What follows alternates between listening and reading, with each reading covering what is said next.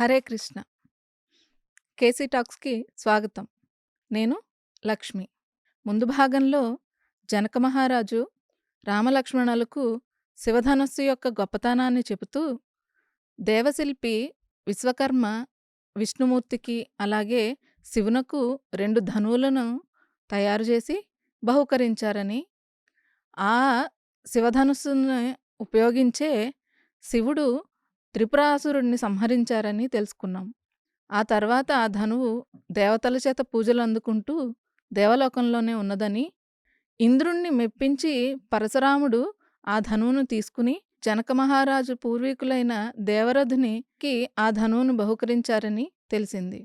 జనక మహారాజు అయోనిజ అయిన తన కుమార్తెను సాధారణ మానవునికిచ్చి వివాహం చేయకుండా, ఎవరైతే ఈ శివధనువును ఎక్కుపెడతారో వారికే తన కుమార్తెనివ్వాలని నిర్ణయించుకుని, ఈ శివధనుర్భంగం అనే స్వయంవరాన్ని ఏర్పాటు చేశారని తెలిసింది. ఈ విషయాన్నంతా తెలుసుకున్న రామచంద్రమూర్తి శివధనువు దగ్గరకు వెళ్ళి ఒంటి చేత్తోనే ఆ శివధనువును అవలీలగా ఎత్తి దానికి వింటినారిని ఎక్కుపెట్టబోతే అది పెళ్ళున విరిగిందని, ఆ శబ్దానికి మొత్తం అక్కడున్న 50 మంది మూర్ఛపోయారని తెలిసింది. జనక మహారాజు అమితానందంతో తన కుమార్తె వివాహం జరుగుతుంది అన్న సంతోషంతోటి దశరథ మహారాజుకి సందేశం పంపవలసిందని చెప్తారు. వర్తమానం అందుకున్న దశరథ మహారాజు అమిత ఆనందంతోటి తన పరివారంతోటి బయలుదేరి మిథిలా నగరానికి వస్తారు. దశరథ మహారాజు యొక్క 4 కుమారులకు జనక మహారాజు 2 కుమార్తెలు మరియు అతని తమ్ముడైన కుశధ్వజుని 2 కుమార్తెలను ఇచ్చి కళ్యాణం జరిపించాలని ఋషులందరూ నిర్ణయిస్తారు. పవనజ స్తుతి పాత్ర పావన చరిత్ర రవి సోమవర నేత్ర రమణీయ గాత్ర సీతా కళ్యాణ వైభోగమే రామ కళ్యాణ వైభోగమే అంటూ త్యాగరాజస్వామి వారు తన కీర్తనలో రామచంద్రుని యొక్క గుణగణాలను, ఆ కళ్యాణ విశిష్టతను ఎంతో చక్కగా వర్ణిస్తారు. ఆ కళ్యాణ వైభవాన్ని మనం కృష్ణ చైతన్య గారి మాటల ద్వారా తెలుసుకుందాం. హరే కృష్ణ. హరే కృష్ణ. సీతారాముల కళ్యాణ వైభవాన్ని మాకు వివరించండి. శ్రీరామ రామ రామేతి రమే రామే మనోరమే సహస్రనామ తత్తుల్యం రామనామ వరాననే. జై శ్రీరామ్. విశ్వామిత్రుణ్ణి చూసి ఎంతగానో సంతోషించిన జనక మహారాజు తను ఒకవేళ కోడళ్లను వెతకాల్సి వస్తే కూడా ఇంత మంచి కోడళ్లను తీసుకురాలేడు అనే ఒక సంగతి ఆయన తెలుసుకున్నాడు. మహర్షులు ఏదో ఒక ప్రయోజనార్థమే వస్తారు.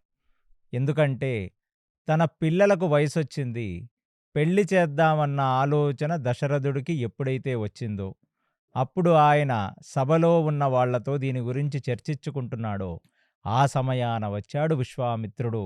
మీ కొడుకైన రామచంద్రమూర్తిని నాకు కొన్ని రోజులిస్తే నేను తీసుకువెళ్ళి ఆ సిద్ధాశ్రమంలో జరుగుతున్న యజ్ఞానికి రక్షకుడుగా ఉంచి తనకు క్షత్రియ ధర్మాలు నేర్పి పంపుతానని తీసుకెళ్లినవాడు ఇవాళ రామచంద్రమూర్తికే కాకుండా లక్ష్మణస్వామికి, భరత శత్రుఘ్నులకు కూడా పెళ్లి కుదిరిచేశాడు ఆయన.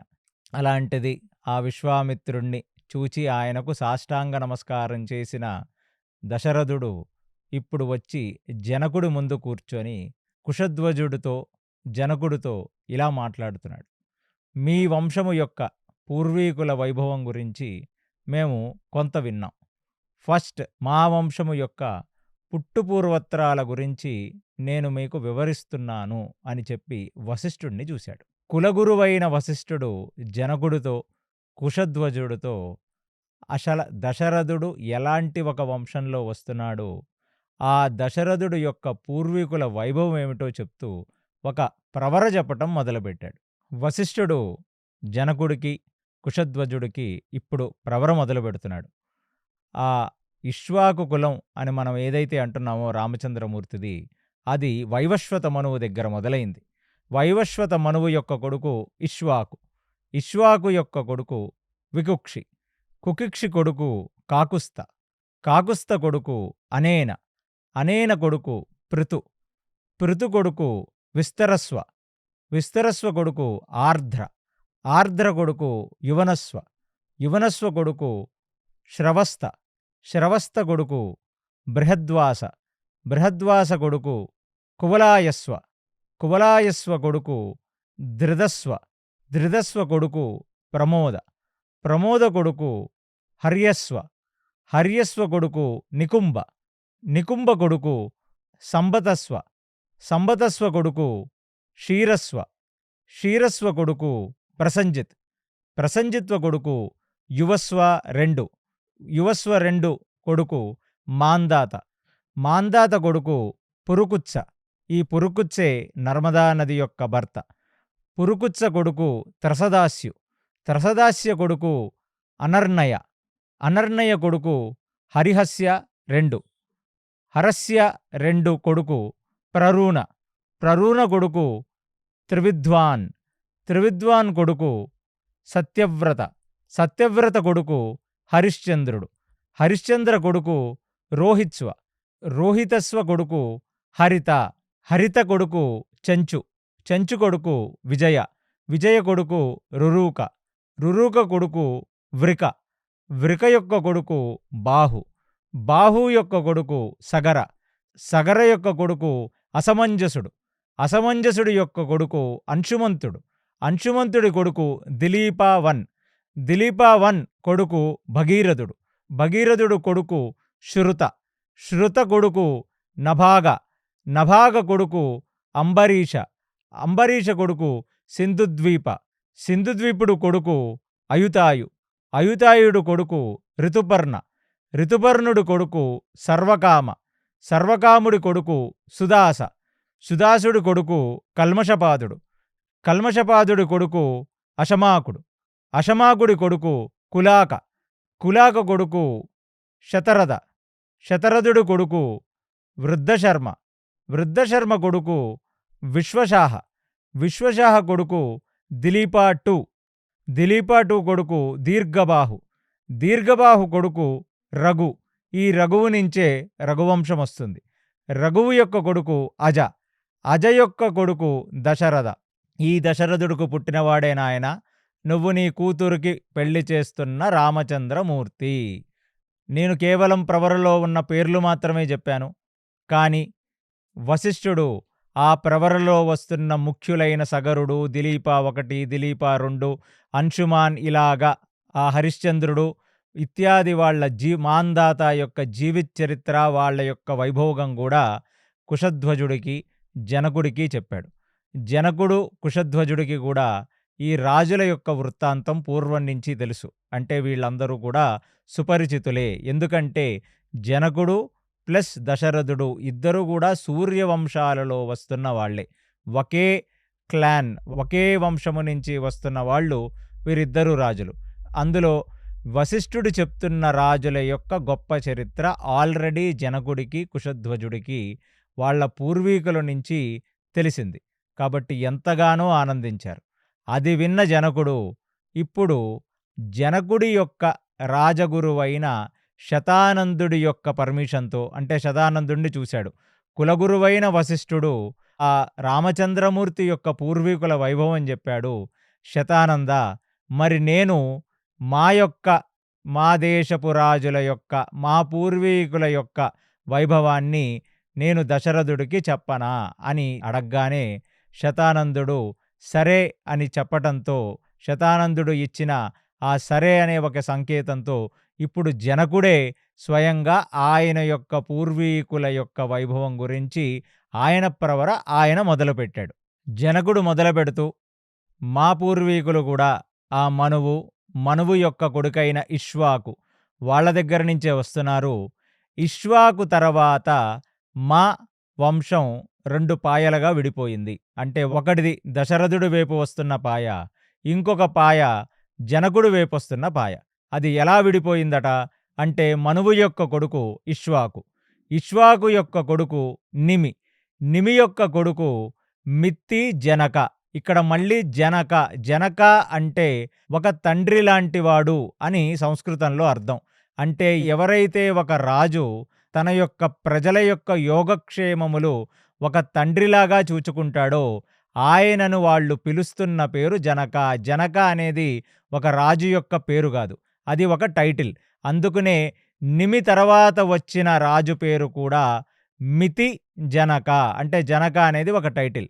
ఆ మితి జనకుడు కొడుకు ఉదావసు, ఉదావసు కొడుకు నందివర్ధనుడు, నందివర్ధనుడు కొడుకు సుకేతు, సుకేతు కొడుకు దేవవ్రతుడు, దేవవ్రత కొడుకు బృహద్రథుడు, బృహద్రథ కొడుకు మహావీరుడు, మహావీరుడు కొడుకు సుదీర్తి, సుదీర్తి కొడుకు దృష్టకేతు, దృష్టకేతువు యొక్క కొడుకు హర్యాశ్వుడు, హర్యాశ్వుడు కొడుకు మారు, మారు కొడుకు ప్రతిందకుడు, ప్రతిందకుడు కొడుకు కీర్తిరథుడు, కీర్తిరథుడు కొడుకు దేవమీడ, దేవమీడ కొడుకు విబుద్ధ, విబుద్ధ కొడుకు మహిద్రాక, మహిద్రాక కొడుకు కీర్తిరథ, కీర్తిరథ కొడుకు మహారోమ, మహారోముడి కొడుకు స్వర్ణరోమ, స్వర్ణరోమ యొక్క కొడుకు హ్రస్వరోమ కొడుకు శిరధ్వజ జనక. శిరధ్వజ జనక అంటేనే ఇప్పుడు సీతామాత తండ్రి అయిన జనకుడు. సో ఆయన అసలు జనక అనేది ఒక టైటిల్. అంటే మహారాజా, రాజా, రాజగంభీర ఇవి ఎలా అయితే సెకండరీ నేమ్స్ అంటే వాళ్ళ టైటిల్స్ లాగా ఉంటాయో అలాగా ఆ నిమి యొక్క రాజ్యంలో ఆ నిమి యొక్క సంతానంగా వైదేహి అనే ప్రదేశాన్ని పాలిస్తున్న రాజులకు ఇస్తున్న ఒక గొప్ప టైటిలే ఈ జనక. జనకుడి అసలు పేరేమిటి అంటే శిరధ్వజ జనక, ఆయన్ని పెట్టిన పేరు. ఆ శిరధ్వజ జనకుడు, ఆ జనకుడికి తమ్ముడైన కుశధ్వజుడు, వీళ్ళిద్దరూ కూడా హ్రస్వరోమ యొక్క కొడుకులే ఈ శిరధ్వజ జనకుడు, కుశధ్వజుడు. వీళ్ళ యొక్క కుమార్తె జానకి, అంటే జనకుడి యొక్క కూతురు జానకి లేదా సీతామాత. కాబట్టి జనకుడు శతానందుడి యొక్క అనుమతితో వాళ్ళ పూర్వీకుల వైభవం చెప్తూ ఆయన తన యొక్క ప్రవర మొత్తం చెప్పాడు. అలా మాట్లాడుకుంటే శీరధ్వజ జనకుడి యొక్క అసలి కూతురు కేవలం ఊర్మిళ మాత్రమే. అంటే లక్ష్మణుడి యొక్క భార్య అయిన ఊర్మిళను మాత్రమే శీరధ్వజ జనకుడు కన్నాడు. ఇక సీతామాత భూగర్భం నుంచి ఆయనకు లభించింది. సో ఇలాంటి ఒక వంశం, అంత ఉత్తమోత్తమమైన వంశం, అందులోనూ ప్రజల అందరి యోగక్షేమములు ఒక తండ్రిలాగా చూసుకునే రాజులు పరిపాలించారు. కాబట్టి ఆ రాజ్యంలో సీతామాత భూగర్భం నుంచి బయటికి వచ్చి జనకుడికి దొరికింది. కాబట్టి జనకుడు పరమసాత్వికుడు కాబట్టే సీతామాత జనకుడి ఇంట లభించింది. కాబట్టి ఆయనకి అసలు పుట్టినది ఊర్మిళ, దొరికినది సీతామాత. ఇది దశరథ మా యొక్క పూర్వీకుల చరిత్ర అని జనకుడు చెప్పాడు. ఇక ఇదంతా చూస్తున్న విశ్వామిత్రుడు మధ్యలోకి వచ్చి వశిష్ఠుడితో, ఇక్కడ శతానందుడితో మాట్లాడుతూ ఈ రెండూ కూడా చాలా మహోత్కృష్టమైన వంశాలు. ఈ రెండు వంశాలలోనూ అతి కీలకమైన రాజులు ధర్మప్రభువులు వచ్చారు. కాబట్టి ఇక ఒకరి ప్రవర ఒకరు విన్నారు కదా, ఆ మహోత్కృష్టమైన ఆ పితృదేవతలకు ఒక్కసారి మనసున నమస్కరించి, ఎందుకంటే అసలు పెళ్ళెందుకు చేసుకుంటాం అంటే మనం పితృ రుణం తీర్చుకోవడానికి పెళ్లి చేసుకుంటాం. అలాగనే సీతామాత లాంటి ఒక అయోనిజను ఈ ఇక్ష్వాకు వంశంలో ఈ హరిశ్చంద్రుడు, దిలీపుడు, మాంధాత లాంటి మహానుభావులు పుట్టిన ఆ వంశానికి ఇవ్వటం అనేది జనకుడి యొక్క పూర్వజన్మ అదృష్టం అనే విషయాన్ని విశ్వామిత్రుడు చెప్తున్నాడు. కాబట్టి ఇక రెండో ఆలోచన లేకుండా ముహూర్తం అనేది నువ్వే నిర్ణయించు అని విశ్వామిత్రుడు జనకుడికి చెప్పాడు. ఇక జనకుడు కూడా ఇలాంటి ఒక గొప్ప వంశంలో ఉన్న శ్రీరామచంద్రమూర్తికి నా కూతురులాగా పెంచిన సీతాదేవిని నేను పాణిగ్రహణ సంస్కారపూర్వకంగా ఇచ్చి పెళ్లి చేయటానికి, కళ్యాణం చేయటానికి నేను మనసా వాచా కర్మణ నిర్ణయించుకున్నాను. కాబట్టి ఇక పంచాంగం తీసుకొని వచ్చి జనకుడే చూచి, ఎందుకంటే ఇక్కడ మళ్ళీ మీరందరూ అర్థం చేసుకోవాలి. ఆయనకి ఒక కులగురువు ఉన్నాడు. వశిష్ఠుడు ఎలాగైతే దశరథుడికున్నాడో, జనకుడికి అహల్యా గౌతములకు పుట్టిన శతానందుడున్నాడు. ఉన్న జనకుడిది ఒక యునీక్ క్యారెక్టర్. ఏమిటంటే, ఆయన గురించి ఏ పురాణం ప్రస్తావించినా, ఏ ఉపనిషత్ ప్రస్తావించినా, జనకుడు ఒక మహోత్కృష్టమైన యోగిగా చెప్తుంది. మహాజనులలో ఒకడు జనకుడని చెప్తుంది. అంటే ఆయన క్షత్రియ వేషధారణలో ఉన్న ఒక యోగి పుంగవుడు. ఒక ఋషితో సమానం ఈ జనకుడు. అందుకనే ఈ సీతా స్వయంవర బాధిత సంఘం వాళ్ళందరూ యుద్ధానికి వచ్చినప్పుడు కూడా ఆయన కత్తి, ధనస్సు, బాణాలు పట్టుకొని యుద్ధానికి వెళ్లకుండా కేవలం ధ్యాన సాధన చేసి తన యోగ సాధన ద్వారా ఆ వచ్చిన క్రూరులందరినీ నిగ్రహించగలిగాడు. అంత మహోత్కృష్టమైన యోగి ముని జనకుడు. కాబట్టి ఇక జనకుడే ఆ దశరథుడిని చూస్తూ ఒక దివ్యమైన ముహూర్తం రేపొద్దున ఉంది. ఆ ముహూర్తం ఏమిటంటే, పొద్దునే పూర్వ ఫాల్గుణ నక్షత్రం ఉంది. మధ్యాహ్నం 11 దాటిన తర్వాత ఉత్తర పాల్గుణిలోకి వెళుతుంది. ఆ ఉత్తర పాల్గుణి నక్షత్రంలో ఒక దివ్యమైన ముహూర్తం, అది విజయ ముహూర్తం. ఆ ముహూర్తంలో ఖచ్చితంగా సీతారాముల కళ్యాణమే కాకుండా లక్ష్మణ ఊర్మిళ యొక్క వివాహం, భరత మాంధవి యొక్క వివాహం, శత్రుఘ్న శృతకీర్తి యొక్క వివాహం కూడా, ఈ 4 వివాహాలకు ఇదే శుభముహూర్తం. ఎందుకంటే ఉత్తర పాల్గుణి నక్షత్రంలో పెళ్లి చేసుకున్న వాళ్ళు చాలా అనురాగ ఆప్యాయతలతో వారి యొక్క బాంధవ్యం 100 కాలాల పాటు ఉంటుంది. ప్లస్ ఈ ఉత్తర పాల్గుణి నక్షత్రం కూడా మాఘమాసంలో శుక్లపక్షంలో వస్తుంది అనే ఒక విషయాన్ని వాల్మీకి రామాయణాన చర్చించటం జరిగింది. ఇక తిథి గురించి మాట్లాడితే కొన్ని చోట్ల అది ఏకాదశి అని, కొన్ని చోట్ల అది ద్వాదశి అని చెప్పారు తప్ప, నవమి తిథి రోజు పెళ్లి జరిగిందనేటట్టుగా నాకు ఎక్కడ కూడా వాల్మీకి రామాయణంలో ఆ సర్గాలలో ఉన్న శ్లోకాలలో నాకెక్కడ కూడా కనపడలేదు. ఇక ప్రత్యేకించి ఆ విజయ ముహూర్తం ఏ సమయం నుంచి ఏ సమయం వరకు అంటే, సూర్యుడు నెత్తి మీదకు వచ్చి అక్కడ నుంచి పక్కకు జరుగుతున్న వేళ ఈ విజయ ముహూర్తం వచ్చింది. ఉత్తర ఫాల్గుని నక్షత్రంలో విజయ ముహూర్తంలో వారికి పాణిగ్రహణ సంస్కారం, కన్యాదాన మహోత్సవం చేయటానికి జనకుడే ముహూర్తం పెట్టాడు. అంటే సుమారుగా మన అండర్స్టాండింగ్‌కి మధ్యాహ్నం 12:24 నుంచి 1:15 మధ్యలో ఈ పెళ్లి జరిగినట్లుగా మనకు కొందరు చారిత్రకారులు దీన్ని వర్ణిస్తారు. అలాంటిది మాఘమాస ఉత్తర ఫాల్గుని నక్షత్రంలో వస్తున్న విజయ ముహూర్తంలో పెళ్లి చేయాలి అని జనకుడు నిశ్చయించాడు. ఇక నలుగురు కొడుకుళ్లకు ఒకటే ముహూర్తాన పెళ్లి జరుగుతుంది అన్న సంగతి విన్న దశరథుడు ఎంతగానో ఆనందించాడు. దశరథుడికన్నీ అలా కలిసొచ్చేస్తున్నాయి అంతే. అదంతా విశ్వామిత్ర ఋషి యొక్క అనుగ్రహం. నలుగురు కోడళ్ళు దొరికారు. నలుగురు కొడుకుళ్లకు ఒకే ముహూర్తాన నలుగురు ఒకే ఇంటి నుంచి వస్తున్న ఆడపిల్లలతో పెళ్లి. సో ఈ కోడళ్లతో ఒకళ్ళకొకళ్ళు పడదు అనే ఒక భయం దశరథుడికి లేదు. ఇక కోడళ్ళందరూ కూడా ఒకే ఇంటి నుంచి వస్తున్నారు కాబట్టి వీళ్ళ కొడుకులలో ఎలా అయితే ఒక ఐకమత్యం, ఒక అభిమానం, అన్నాదమ్ముళ్ళ మధ్యన ఎలా అయితే సఖ్యత ఉంటుందో, అలాగే నలుగురు ఆడపిల్లలు ఒకే ఇంటి నుంచి వస్తున్నారు. పెద్దనాన్న, బాబాయ్ పిల్లలు వాళ్ళంతా. సో వాళ్ళ మధ్యన కూడా అంతే ఐకమత్యంగా ఉంటారు. కాబట్టి నా రాజ్యంలో ఉన్న నా ప్రజలు ప్లస్ నా కొడుకులు అందరూ కూడా చాలా హ్యాపీగా ఉంటారు అని దశరథుడు ఎంతగానో ఆనందించాడు. ఇక ఈ విషయం అంతా అయిపోయిన తర్వాత మరుసటి రోజు వస్తున్న ఆ శుభముహూర్తాన మనకు పెళ్లి చేస్తాం మన పిల్లలకి అనే ఒక ఆనందంతో దశరథుడు ఆ విడిది ఇంటికి వెళ్ళాడు. అతనితో పాటు రామ, లక్ష్మణ, భరత, శత్రుఘ్నులు కూడా దశరథుడిని అనుగమిస్తూ వెళ్ళారు.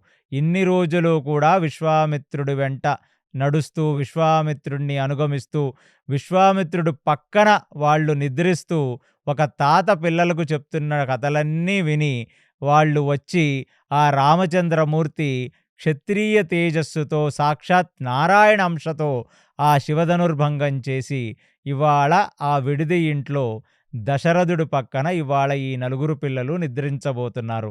ఎందుకంటే వాళ్ళందరూ కూడా ఇదే ఒక ఆఖరి రాత్రి ఆ దశరథుడితో మాట్లాడిన, దశరథుడితో నిద్రించిన. ఎందుకంటే మరుసటి రోజు నుంచి వాళ్ళందరికీ కూడా ఒక అర్ధాంగి, వాళ్ళని అనుగమిస్తున్న ఒక సహధర్మచారిణులుంటారు. వాళ్ళ ఫ్రీడమ్ ఇవాళ ఒక్క రాత్రే. ఇక రేపు రాత్రి నుంచి వాళ్ళ పక్కన వాళ్ళ అర్ధాంగులుంటారు. ఇది నేను కామెడీగా చెప్పినా, వాళ్ళు వాళ్ళ తండ్రి గారిని చాలా రోజుల తర్వాత కలుసుకున్నారు. వాళ్ళు ప్రేమతో ఎన్నో ముచ్చట్లు చెప్పుకున్నారు. ఆ దశరథుడికి ఆ తాటక సంహారం దగ్గర నుంచి, ఆ మారీచ సుబాహులు, వాళ్ళు అహల్యా శాప విమోచనం అన్నీ ఇలాంటి విషయాలన్నీ గూడా రామచంద్రమూర్తి దశరథుడికి జెప్పాడు. ఇక జనకుడు ఎంత ఆనందంతో ఆయన తన యొక్క అంతఃపురానికి వెళ్ళాడు. దశరథుడు దగ్గర నుంచి అంటే ఇదంతా గమనిస్తున్న కొందరు చిలికెత్తలు, ఆ రాజ అంతఃపురంలో ఉండే స్త్రీలందరూ కూడా ఈ ముహూర్తం గురించి, రామచంద్రమూర్తి గురించి, దశరథుడు గురించి, రామచంద్రమూర్తి విరిచిన శివధనస్సు గురించి, ఆ శివధనుర్భంగం జరుగుతున్నప్పుడు వచ్చిన సౌండ్ గురించి మాట్లాడుకుంటూ కొందరు సీతామాత యొక్క మందిరంలోకి, సీతామాత యొక్క అంతఃపురంలోకి వెళ్ళి అక్కడ సీతామాతకు ఈ విషయాలన్నీ చెప్పారు. చెప్తున్నప్పుడు ఇక సీత గూడా ఆ రామచంద్రమూర్తిని ఎప్పుడెప్పుడు చూడాలా అని తన మనసు ఉవ్విళ్ళూరుతుంది. అందుకనే దీన్ని చాలా కావ్యం కింద కొన్ని కావ్య శాస్త్రాల్లో ఈ ఘట్టాన్ని చాలా అద్భుతీకరించి రాశారు. ఎందుకంటే రాముడు లేకుండా సీత ఒక 15, 16 సంవత్సరాలు ఒంటరిగా జనకుడి యొక్క ఆధీనంలో పెరుగుతూ వచ్చింది. ఎప్పుడు కూడా లక్ష్మీనారాయణులు వేరువేరుగా ఉండరు. నారాయణుడి యొక్క వక్షస్థలంలోనే లక్ష్మి ఉంటుంది. కానీ పూర్ణ మానవావతారంగా వచ్చిన రామచంద్రమూర్తిని మళ్ళీ ఒక మానవ కన్యగా పెళ్లి చేసుకోటానికి 15 సంవత్సరాలు, 16 సంవత్సరాల పాటు సీతామాత వేచి ఉంది. ఇక ఎప్పుడైతే రామచంద్రమూర్తి వచ్చేశాడు తన దగ్గరికి అనే సంగతి సీత తెలుసుకుందో, తనకు ప్రతి నిమిషం కొన్ని గంటల్లాగా గడిచిందంట ఆ రాత్రి. ఎందుకంటే వీళ్ళ నోట వాళ్ళ నోట వింటుంది. ఆజానుబాహుడు, అరవింద దళయదాక్షుడు, నీలమేఘశ్యాముడు, ఆ రామచంద్రమూర్తి యొక్క ఆ కళ్ళు, రామచంద్రమూర్తి యొక్క ముక్కు, రామచంద్రమూర్తి యొక్క వక్షస్థలం, రామచంద్రమూర్తి యొక్క ముఖ లక్షణాల గురించి ఆవిడ యొక్క అంతఃపురంలో ఉన్న చెలికెత్తలందరూ ఆవిడికి వర్ణిస్తూ చెప్తున్నారంట. ఇంత అద్భుతంగా ఉన్నాడమ్మా నిన్ను పెళ్లి చేసుకోబోయే ఆ సుగుణాభిరాముడు అన్న సంగతి చెప్తుంటే ఆవిడ చాలా మురిసిపోయిందంట తన యొక్క అంతఃపురంలో. ఇక పొద్దున్నయింది, సూర్యుడు ఉదయించాడు, పెళ్లి రోజు రానే వచ్చింది. ఇక పొద్దున్నే లేచిన రామచంద్రమూర్తి ఆయన సూర్యుడికి అర్ఘ్యమిచ్చి, ఆయన ప్రాతకాలంలో చేసుకోవలసిన నిత్యనైమితిక కర్మలు, సంధ్యావందనాది కర్మలన్నీ చేసిన తర్వాత వారి కులగురువైన రంగనాథస్వామికి, ఎందుకంటే ఇక్ష్వాకుకే మనువుకి ఆ బ్రహ్మదేవుడిచ్చాడు ఒక రంగనాథస్వామి, అనంత పద్మనాభస్వామి యొక్క మూల విగ్రహం. అదే వారి యొక్క కుల విగ్రహంగా కూడా ఇక్ష్వాకు కుల రాజుల దగ్గర నుంచి పూజించుకుంటూ వచ్చారు. సాక్షాత్తు చతుర్ముఖ బ్రహ్మగారికి నారాయణుడిచ్చిన ఒక విగ్రహం. ఆ విగ్రహానికి వాళ్ళందరూ కూడా అంటే ఆ విగ్రహం అయోధ్యలో ఉంది. కానీ ఇవాళ దాని యొక్క ప్రతిమకు, దాని యొక్క ఉత్సవ విగ్రహానికి రామచంద్రమూర్తి, దశరథుడు, లక్ష్మణస్వామి, భరత శత్రుఘ్నులందరూ కూడా పూజ చేసి, అంటే వాళ్ళ కుల దైవానికి వాళ్ళు ఉపాసన చేసి ఆ రోజు పొద్దున, దాని తర్వాత రామచంద్రమూర్తిని పెళ్ళికొడుకుగానే అలంకరించి రామచంద్రమూర్తి యొక్క పాదాలకు పారాణి ఇత్యాది క్రతువులు ఇత్యాది కార్యక్రమాలన్నీ చేసిన తర్వాత ఆ రామచంద్రమూర్తిని అనుగమిస్తూ లక్ష్మణస్వామి, భరత శత్రుఘ్నులు నలుగురు కూడా ఆ పెళ్లి మండపానికి వచ్చారు. జనకుడు తీసుకువస్తుండగా, ఇక జనకుడు వీళ్ళని తీసుకువస్తుంటే అక్కడ వాళ్ళు నడుచుకు వస్తున్న ప్రాంతంలో వేదగోష్ఠితో వశిష్ఠుడు, వామదేవుడు, జాబిలి లాంటి ఇత్యాది ఋషిమునులు ప్లస్ ఎందరో యోగి పుంగవులు, ఎక్కడెక్కడ నుంచో చాలామంది, అంటే ఆ రాత్రి వేళ ఆ ముహూర్తం అనేది నిశ్చయించాడు జనకుడు. పొద్దున్నయ్యేసరికే ఆ మిథిల నగరాన ఆ సోనభద్రా నది తీరం దగ్గర నుంచి ఆ గంగ ఒడ్డులో ఉన్న ఎందరో తపస్సులు, ఎందరో మునులు అందరూ కూడా నవదంపతులను ఆశీర్వదించడానికి వాళ్ళందరూ మిథిలకి వచ్చారు. ఎప్పుడైతే రామచంద్రమూర్తి యొక్క రథం ఆ దశరథుడు పక్కన రామచంద్రమూర్తి కూర్చొని ఆ రథం ఈ కళ్యాణ మండపానికి వస్తుంటే ఇరువైపులా ఎందరో సాధు పుంగవులు, ఋషులు, మునులు వేదగోష్ఠి చేస్తుండగా ఆ మిథిల సామ్రాజ్యంలో ఉన్న జనులందరూ కూడా రామచంద్రమూర్తి యొక్క ముఖారవిందాన్ని చూద్దాం, రామచంద్రమూర్తి యొక్క ముఖలక్షణములు చూద్దామని వాళ్ళందరూ కూడా బారులు తీరి వాళ్ళందరూ ఆశ్చర్యానందభరితులై రామచంద్రమూర్తిని చూస్తున్నారంట. ఆ పెళ్లి కళతో మామూలుగానే రామచంద్రమూర్తిని చూడగానే మళ్ళీ మళ్ళీ చూడాలనిపించే ముఖం అది. రామచంద్రమూర్తిని ఒక్కసారి దర్శిస్తేనే మనసు మొత్తం నిర్మలమయ్యి, మనసు మొత్తం రమ్యంగా తయారవుతుంది. అందుకే ఆయన పేరు రామచంద్రమూర్తి. అలాంటిది ఆ రోజు పొద్దున లేచిన రామచంద్రమూర్తిని సూర్యుడే చాలా ఆనందంగా చూశాడు. ఎందుకంటే పెళ్లి కళ వచ్చింది రామచంద్రమూర్తికి. అలాంటిది మామూలుగానే అందగాడు ఇప్పుడు పెళ్లి కళతో ఉన్న రామచంద్రమూర్తిని ఆ మిథిల వాసులందరూ చూచి, ఎంత భాగ్యం మాకుంటే మేమిలాంటి ఒక మనిషిని మేము చూడగలం. ఈయనని చూస్తుంటేనే మా మనసులో ఒక పాజిటివ్ స్పిరిట్, మా మనసులో ఒక తెలియని ఒక ఆహ్లాదం కలుగుతుంది అనే ఒక ఆలోచనతో వాళ్ళందరూ కూడా ఆనందించారు. ఇలాంటి సుగుణాభిరాముడు మా జానకీమాతకి, సీతమ్మకి భర్తగా వస్తున్నాడు. ఇలాంటి సుగుణాభిరాముడు జనకుడు లాంటి యోగి పుంగవుడికి అల్లుడుగా వస్తున్నాడు. మరి జనకుడే పరమయోగి. మరి అలాంటి యోగికి ఇలాంటి అల్లుడే కరెక్ట్ అని మరికొంతమంది మాట్లాడుకోవటం మొదలుపెట్టారంట. ఇక అదంతా చూస్తూ ఆ దశరథుడు, రామచంద్రమూర్తి, ఆ రామచంద్రమూర్తి యొక్క వెనకాల లక్ష్మణుడి యొక్క రథం, దాని వెనకాల భరతుడి యొక్క రథం, దాని వెనకాల శత్రుఘ్నుడి యొక్క రథం, రకరకాల రథాలతో అంగరంగ వైభవంగా దాన్ని అలంకరించి ఆ నలుగురు కూడా వచ్చి ఇప్పుడు పెళ్లి మండపానికి చేరారు.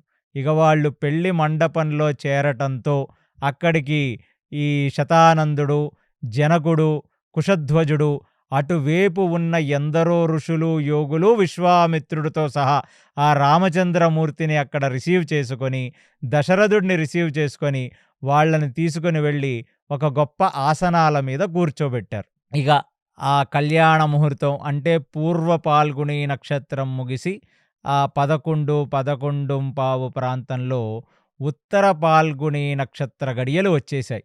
అంటే ఇంకా కొన్ని క్షణాలలో ఆ విజయ ముహూర్తం రాబోతుంది అనే ఒక విషయాన్ని విశ్వామిత్రుడు జనకుడికి గుర్తు చేశాడు. ఎందుకంటే రామచంద్రమూర్తి యొక్క పూర్తి వైభవాన్ని చూసుకుంటున్న జనకుడు ఎంతగానో ఆనందపడిపోయి ముహూర్త సమయాన్ని కూడా మర్చిపోయాడంట.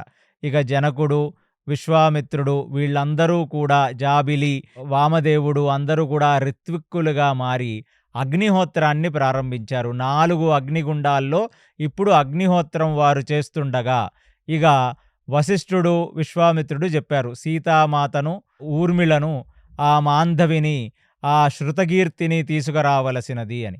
ఇదే ఫస్ట్ ఆ సీతామాత రాముడు ఉన్న ప్రాంగణానికి వస్తుంది, ఆ వివాహ వేదిక మీదకు వస్తుంది.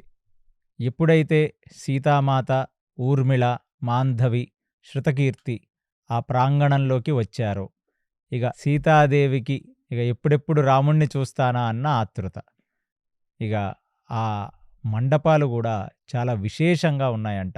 ఎందుకంటే ఆ మండపానికి టాప్ లేదు, పైన లేదు, టాప్లెస్ మండపాలు అవన్నీ కూడా. సో సూర్యుడు కరెక్ట్గా మండపం మీద నుంచి వెళుతున్నాడంట. ఆ సమయంలో ఇక ఈ విజయ ముహూర్తం అనేది వచ్చింది.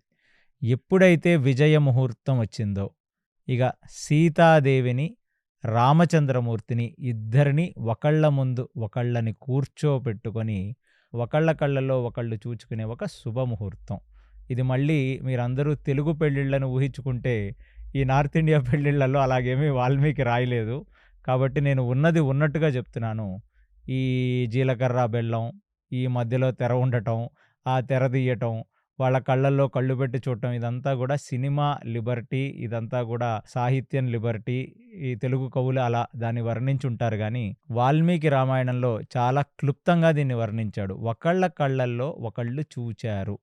దాని తర్వాత జనకుడు పాణిగ్రహణ సంస్కారం చేశాడు. అసలు మామూలుగా తెలుగు పెళ్ళిల్లో గూడా ముహూర్తం అంటే జీలకర్ర, బెల్లం పెట్టడం అనేది ముహూర్తం కాదు. ఒకళ్ళ కళ్ళల్లో ఒకళ్ళు చూచుకోవటం మాత్రమే ముహూర్తం. అంటే ఫస్ట్ టైం ఒక వరుడు, ఒక వధువు ఒకళ్ళ కళ్ళల్లో ఒకళ్ళు చూచుకోవాలి.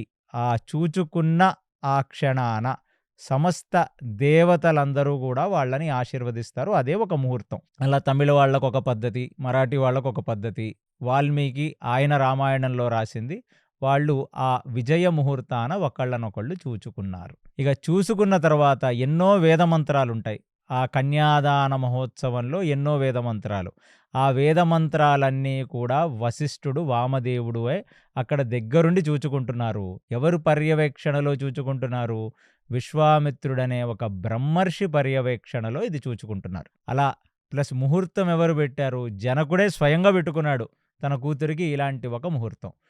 ఎప్పుడైతే ఒకళ్ళ ముఖాలలో ఒకళ్ళు చూచుకున్నారో, ఆ సూర్యుడు మండపం మీద నుంచి కిందకి జారుతున్నాడాయన. అంటే ఆ త్రిసంధ్యలలో మధ్యాహ్నం సంధ్య కొంచెం ముందుకొచ్చిందనమాట. ఒక నిమిషం ఒకళ్ళ కళ్ళల్లో అంటే జానకి కళ్ళల్లోకి రాముడు, రాముడు కళ్ళల్లోకి సీత చూచుకున్నారు అంతే. ఇక దేవతలందరూ గూడా ఆ దుందుగులు మోగించారు. హర్షధ్వానాలతో ఆకాశమండలంలో కేరింతలు గొట్టారు. సూర్యభగవానుడు గూడా తన యొక్క 7 గుర్రాలను ఒక నిమిషం ఆపి ఈ శుభముహూర్తాన్ని చూచి అందరు దేవతలు గూడా వాళ్ళని ఆశీర్వదించారు. ఎందుకంటే తాత్వికంగా సీతామాత ఇప్పుడు రాముడిని చేరాలి. ఎందుకంటే రాముడు గృహస్థాశ్రమం లోపలికి వెళ్ళాలి. ఇప్పుడు బాలకాండ ఈ ఘట్టంతో బాలకాండ ముగిస్తుంది. గృహస్థాశ్రమ ధర్మంలోకి వెళితే ఇంకా రాముడు ఇంకా చాలా పవర్ఫుల్ వ్యక్తిగా అవుతాడు. ఎందుకంటే ఒక మానవుడు బాల్యంలో కేవలం ఒక 25 మార్క్స్ మాత్రమే. ఆ మానవుడు ఎప్పుడైతే ఒక అర్ధాంగిని లేదా ఒక సహధర్మచారిణిని చేసుకుంటాడో ఆయన ఎన్నో రకాల యాగములకు, క్రతువులకు అర్హత తెచ్చుకుంటాడు. అలాంటి వాడు మాత్రమే ధర్మ సంస్థాపన చెయ్యగలడు. గృహస్థాశ్రమం మీద 3 ఆశ్రమాలు ఆధారపడి ఉంటాయి. బ్రహ్మచర్య, వానప్రస్థ, సన్యాసాశ్రమాలు. అందుకనే ఈ గృహస్థాశ్రమంలోకి రామచంద్రమూర్తి వెళ్ళాలి. సీత సాక్షాత్తు శ్రీ మహాలక్ష్మి నారాయణుణ్ణి చేరాలి. ఆ సీత వల్లనే ఇప్పుడు దేవతలకు చాలా పెద్ద ప్రయోజనం జరగబోతుంది. మధ్వాచార్యుల వారు శివధనుర్భంగం గురించి చెప్తూ, శివధనస్సు ఎప్పుడైతే పెళపెళా విరిగి కింద పడిపోయిందో, ఆ ధ్వనికి అక్కడ ఉన్నవాళ్ళందరూ మూర్ఛపోయారు. కేవలం జనకుడు, విశ్వామిత్రుడు, శతానందుడు, రామలక్ష్మణులు ఈ 5గురు మాత్రమే పడిపోకుండా, మూర్ఛపోకుండా ఉన్నారు. అంటే ఏమిటిక్కడ జరిగింది అనే దానికి మధ్వాచార్యులు చెప్తున్నారు. ఆ శివధనస్సు విరిగిపోయిన సౌండు ముల్లోకాల్లో మోగిందంట. అవి దేవతలకు ఒక గంట శబ్దంలాగా ఆహ్లాదకరంగా వినపడిందంట.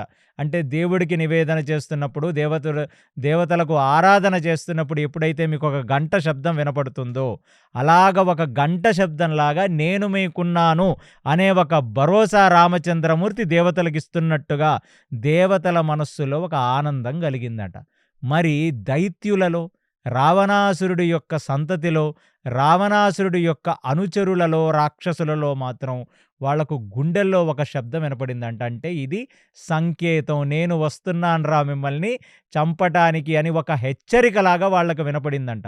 యోగ్యత లేని వాళ్ళు, తారతమ్యంలో లేని వాళ్ళు, ఆ పుణ్యం లేని వాళ్ళందరూ మూర్ఛపోయారంట ఆ దృశ్యాన్ని చూడలేక. కానీ ఎప్పుడైతే రామచంద్రమూర్తి కళ్ళల్లోకి సీత కళ్ళలోకి రామచంద్రమూర్తి చూచాడో దేవతలకు కంప్లీట్ భరోసా వచ్చేసింది. ఎందుకంటే లక్ష్మీదేవి కూడా నారాయణుణ్ణి చేరింది. ఇక శ్రీరామాయణం మొదలయ్యింది. ఇక రాక్షస సంహారం అనేది ఇక్కడి నుంచి నెక్స్ట్ లెవెల్‌లో ఉండబోతుంది. ఇప్పటి వరకు రామచంద్రమూర్తి చేసినది ఒక లెక్క. ఇక ముందు సీతా సమేతంగా రామచంద్రమూర్తి చెయ్యబోతున్నది ఇంకొక లెక్క.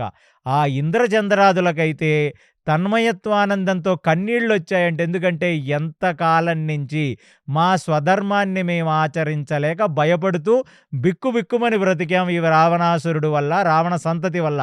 అలాంటిది ఒక తల్లి పిల్లలు భయపడుతుంటే నేనున్నానురా మీకేమీ కాదని చెప్పి తల్లి ఒక పిల్లడిని ఆలింగనం చేసుకుంటది. భయపడ్డ ఒక పిల్లడిని. అలాంటి ఒక పాపడి వలె ఇంద్రుడు ఏడ్చాడట ఈ దృశ్యాన్ని చూసి. అంటే సీతామాత రామచంద్రమూర్తిని చేరింది. అంటే నా తల్లి తండ్రి ఒకటయ్యారు. ఇక నాకు ఎటువంటి భయము లేదు. నాకు పూర్తి భరోసా ఉంది. నా తల్లిదండ్రులు మమ్మల్ని చూచుకుంటారు అని. అందుకునే మొత్తం దేవదుందుగులు మోగి మొత్తం ఆకాశమంతా ఆ హరివిల్లుతో ఆకాశమంతా ఒక ఆనంద కోలాహలభరితమై సమస్త దేవతలు వారి వారి వాహనాల్లో పైనుంచి వచ్చి ఈ శుభ దృశ్యాన్ని చూస్తున్నారు. ఇదంతా కూడా విశ్వామిత్రుడికి, ఇదంతా వశిష్ఠుడికి కనబడుతున్నది. మిగతా వాళ్ళందరికీ కూడా భూలోకంలో జరుగుతున్న ఒక అద్భుతమైన కళ్యాణ మహోత్సవం. ఎప్పుడైతే పాణిగ్రహణ సంస్కారం అయిపోయింది, ఒకళ్ళ కళ్ళల్లో ఒకళ్ళు చూడటం అయిపోయింది, ఆ విజయ ముహూర్త గడియలు దాటే లోపల 4 హోమగుండాల్లో నలుగురిని కలిపి ఒకేసారిగా ప్రదక్షిణంగా అగ్నికి ప్రదక్షిణ చేసి అగ్ని సాక్షిగా వాళ్ళు ధర్మేచ కామేచ అర్థేచ అన్నిటిలోనూ వారు ఒకరి చేతులను ఒకరు వదలకుండా సహధర్మచారిణి వలె సీత రాముడిని అనుగమిస్తూ ఉంటుంది అనే ఒక శుభ సంకేతాన్ని అక్కడున్న ఋత్విక్కులందరూ చెప్తూ వాళ్ళు ఆ అగ్ని చుట్టూ ప్రదక్షిణ పూర్తి చేశారు. ఇక అగ్ని చుట్టూ ప్రదక్షిణ పూర్తి చేసిన వాళ్ళని అందరూ ఋషులు, మునులు అందరూ వేద మంత్రాలతో ఆ నవదంపతులను ఆశీర్వదించి వాళ్ళ తలల మీద అక్షతలు, తలంబరాలు. ఆ అక్షత అంటే ఎప్పుడూ క్షయం కానిది. అంటే మనకు బియ్యం, ఉత్తర భారతం వాళ్ళకి ఇంకేదో.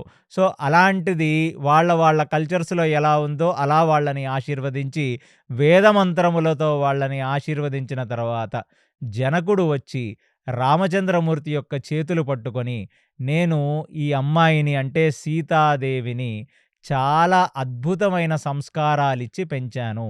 ఇవ్వాళ నుంచి అంటే ఎన్నో నోములు నోచింది సీతాదేవి నా దగ్గర ఉండగా. ఎవరి కోసం నోచిందంటే, అద్భుతమైన ఒక భర్త కావాలి, ధర్మాత్ముడైన ఒక భర్త కావాలి, ఎప్పుడు కూడా ధర్మాన్ని తప్పనవాడు, ఎప్పుడూ కూడా ధర్మాన్నే పట్టుకునేలాగా ఉండే ఒక సత్యవంతుడైన భర్త కావాలని తను ఎన్నో నోములు నోచింది. ఆ నోముల ప్రతిఫలమే రామచంద్ర నువ్వు. నువ్వు నాకు ఒక మానవ మాత్రుడుగా కనబడట్లేదు, సాక్షాత్తు నారాయణ మూర్తిగా కనబడుతున్నావు. అందుకనే అయోనిజ అయిన ఈ జననిని, ఈ జగజ్జనని సీతాదేవిని నీకిచ్చి నేను కళ్యాణం చేశాను. కాబట్టి ఇక నుంచి సీత చేసే ప్రతి నోము నీ యొక్క యశస్సు, నీ యొక్క కీర్తి, నీ యొక్క సత్యము, ధర్మము పెరిగేదై ఉంటుంది. మా అమ్మాయికి అన్ని సంస్కారాలు ఇచ్చి పెంచాం. ఎప్పుడు కూడా నీ నీడలాగా నీ వెంట నడుస్తుంది, నిన్ను అనుగమిస్తూనే ఉంటుంది, నీ ఐశ్వర్యాన్ని పెంచుతుంది. అందుకనే వేదమంత్రాలున్నాయి. పెళ్లి చేసేటప్పుడు ఒక అమ్మాయిని చూసిన మరుక్షణం వేదమంత్రాలు ఏం చెప్తాయంటే, ఈ అమ్మాయిని పెళ్లి చేసుకున్న మరుక్షణం నీ కీర్తి పెరుగుగాక, నీ యశస్సు పెరుగుగాక, నీ సంపద పెరుగుగాక, నీ గుణగణములు వర్ధిల్లుగాక, నీకు ధర్మమునందు పూనిక, ధర్మమునందు ఆసక్తి పెరుగుగాక, ఈ క్షణం నుంచి ఎటువంటి పాపపు ఆలోచన నీ యందు రాకుండా ఉండుగాక, శత్రు సంహారం జరుగుగాక అని ఆ వేదమంత్రాలతో ఆ అర్ధాంగిగా ఆ శరీరములో ఒక అర్ధభాగంగా వస్తున్న ఈ లక్ష్మి వల్ల నీ జీవితంలో మళ్ళీ ఒక కొత్త అధ్యాయం మొదలవ్వుగాక. నీకు సంపద అంటే ఇక్కడ మళ్ళీ కేవలం డబ్బు కాదు, సంపద అంటే సంతృప్తి. లక్ష్మి అంటే కేవలం డబ్బో బంగారమో కాదు, సంతుష్టి, సంతృప్తి. ఎప్పుడు కూడా ఆనందదాయకంగా ఉండే ఒక శుభం అనేది ఇటువంటి అమ్మాయిని చేసుకుంటే కలుగుతుందనేది వేదమంత్రాలు చెప్తాయి. అలాంటి మంత్రాలన్నీ కూడా అర్థాలను జనకుడు శ్రీరామచంద్రమూర్తికి మళ్ళీ ఒకసారి ఆయన చెప్తూ, ఇలాంటి ధర్మపత్నిని నీకు ఇచ్చే అద్భుతమైన అదృష్టాన్ని ఆ పరబ్రహ్మ నాకు కల్పించాడని ఆనంద బాష్పాలతో రాముణ్ణి ఆలింగనం చేసుకుంటే కుశధ్వజుడు ఆయన అల్లుళ్ళైన భరత శత్రుఘ్నుల్ని ఆయన ఆలింగనం చేసుకున్నాడు. రామచంద్రమూర్తిని ఆలింగనం చేసుకున్న జనకుడు ఇప్పుడు లక్ష్మణుడి దగ్గరికి వెళ్ళి లక్ష్మణుడి చేతుల్లో చెయ్యి పెట్టి ఊర్మిళని పెళ్లి చేసుకున్నందుకు ఊర్మిళను కూడా మేము ఎంతగానో అద్భుతంగా పెంచాము నాయనా, ఊర్మిళ వల్ల నీ యొక్క కీర్తి యశస్సు కూడా పెరుగుతుంది నాయనా అని చెప్పి లక్ష్మణస్వామిని కూడా ఆలింగనం చేసుకున్నాడు. ఈ శుభదృశ్యాన్ని చూచిన విశ్వామిత్రుడి కడుపు నిండిపోయిందంటే ఏ ప్రయోజనార్థమైతే ఆ దేవతలకు నిలబడ్డ వామనమూర్తి ఎక్కడ నిలబడి వామనమూర్తి బలి దగ్గర నుంచి లాక్కొని ఇంద్రుడికిచ్చాడు అంటే సిద్ధాశ్రమం నుండి. సిద్ధాశ్రమానికి తీసుకువెళతాను రామచంద్రారా, యజ్ఞరక్షకుడిగా ఉండమని తీసుకెళ్లిన వాడు ఇవాళ దేవతలు ఆనందపడేలా చేశాడు, దశరథుడు ఆనందపడేలా చేశాడు. అమ్మని నాన్నని కలిపే ఒక గొప్ప వైభవం విశ్వామిత్రుడికి దొరికింది.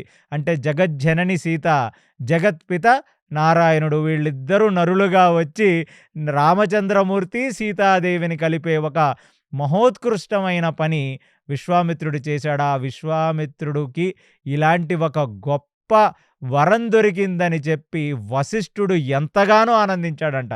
నేను కేవలం రామచంద్రమూర్తి జీవితంలో ఒక చిన్న అధ్యాయం మాత్రమే రాశానురా నాయనా, విశ్వామిత్ర బాలకాండలో రాముడికి ఒక రూపాన్ని ఇచ్చి రాముణ్ణి తీసుకొని వచ్చి సీతాదేవిని కలిపిన గొప్ప మహోత్కృష్టమైన జన్మ అయ్యానిదని చెప్పి వాళ్ళిద్దరూ ఒకళ్ళనొకళ్ళు ఆలింగనం చేసుకున్న తర్వాత ఇక విశ్వామిత్రుడు నేను వచ్చాను, చేయవలసిన కార్యక్రమాన్నంతా చేశాను, దేవతలు కూడా ఎంతగానో ఆనందించారు, జనక ఇక నాకు సెలవ, దాని తర్వాత దశరథ ఇక నాకు సెలవ, నేను అడిగిన వెంటనే నీ కొడుకుని వెంట పంపించి ఆ క్షత్రియ ధర్మాన్ని నిలబెట్టుకున్నావు, ఎప్పుడు కూడా నీ వంశంలో ధర్మము నిలబడుగాక అని దీవించి ఆ నవదంపతులు నలుగురు వచ్చి విశ్వామిత్రుడికి నమస్కారం చేసిన తర్వాత వారిని ఆశీర్వదించిన విశ్వామిత్రుడు అక్కడ ఆ పెళ్లి ముహూర్తంలో అందరికీ కూడా ఇక నేను కౌశికీ నది తీరానికి వెళ్ళి ఆ ఉత్తరాన ఉన్న హిమవద్గిరి పర్వతాల దగ్గరికి వెళ్ళి నేను నా సాధనలో ఉంటానని నమస్కరించి అక్కడి నుంచి వెళ్ళిపోయాడు. ఇక జనకుడు కూడా ఎంతగానో ఆనందపడ్డాడు, మహోత్సవం చాలా గొప్పగా జరిగిందని. ఇక వచ్చి ఆ దశరథుడి చేతులు పట్టుకొని నా నలుగురు కూతుర్లను నేను మీ ఇంటికి పంపిస్తున్నాను, వాళ్ళని ఒక కూతుర్లులాగా నువ్వు చూసుకోమంటే దశరథుడు ఏమీ పర్వాలేదు జనక, నాకు నలుగురు పిల్లలు నలుగురు కూతుర్లులాగా ఉంటారు, వాళ్ళు ఎప్పుడు కూడా ఆనందంగా ఉంటారు, ఇక మేము వెళ్ళొస్తామని చెప్పి అంటే ఇలాంటి ఒక అద్భుతమైన దృశ్యాన్ని మీ మిథిలవాసులు అందరూ చూశారు, మా అయోధ్య వాళ్ళందరూ ఎదురు చూస్తున్నారు, ఎప్పుడు రామచంద్రమూర్తి వస్తాడు, ఎప్పుడు కొత్త కోడళ్ళు వస్తారు నా కొడుకులతో పాటని చెప్పి నా భార్యలైన కౌసల్య సుమిత్ర కైకేయి కూడా ఎదురు చూస్తున్నారు, ఇక ఇక్కడ నుంచి సెలవని చెప్తుండగా కొన్ని వందల ఏనుగుల మీద సారె, కొన్ని వందల గుర్రబళ్ళ మీద కానుకలు అన్నీ సిద్ధం చేసి కొత్త వరుడు వధువుకి అందరికీ కలిపి ఒక మంచిగా మీరు ఎలా అయితే డెకరేట్ చేసిన కార్లు ఇస్తారో అలా మంచి మంచి ఉత్తమ జాతి గుర్రాలు, సింధు కాంబోజ జాతి గుర్రాలనన్నీ కూడా పెట్టి వాటిని అలంకరించి అన్నిటికంటే ముందు ఆ దశరథుడి యొక్క రథం, దశరథుడి వెనకాల రాముడు సీత యొక్క రథం, దాని వెనకాల లక్ష్మణ ఊర్మిళ యొక్క రథం, దాని వెనకాల భరత మాండవి యొక్క రథం, దాని వెనకాల శత్రుఘ్న శృతకీర్తి యొక్క రథం, మిగతా వెనకాల అనంతమైన రథాలున్నాయంట. అంటే ఎంతనో ఆయన నలుగురు కూతుర్ల పెళ్లి జరిగింది, ఒక కూతురు పెళ్లి కాదు కదా జరిగింది, కాబట్టి సగం మిథిలను ఆయన రాజలాంఛనాలతో సారెతో కట్ల కానుకలుగా ఇస్తున్నాడు. మళ్ళీ ఇక్కడ ఏమిటంటే ఇదేదో కట్నాలు కానుకలు అడిగి తీసుకున్నది కాదు, ఒక కన్యాదానం చేసిన తర్వాత ఒక తండ్రి ఆ కన్యను దానం చేసిన తర్వాత ధర్మానికి ఉపయోగపడే కొన్ని దానాలు చేస్తాడంటే ఎలాంటివి, గోదానం, భూదానం, కనకదానం, శాలిగ్రామ దానం, తులసి దానం, ఇట్లాంటివి 16 దానాలు చేస్తారంట. ఆ దానాలన్నీ చేశాడు ఆయన. అదే కాకుండా ఆ ప్రాంగణం నుంచే ఒకవైపు దశరథుడు ఒకవైపు జనకుడు తలో 4 లక్షల గోవులను సమస్త వర్ణాల వాళ్లకు, బ్రాహ్మణులకు, వైశ్యులకు, శూద్రులకు అందరికీ కూడా గోవులు దానం చేశారంట.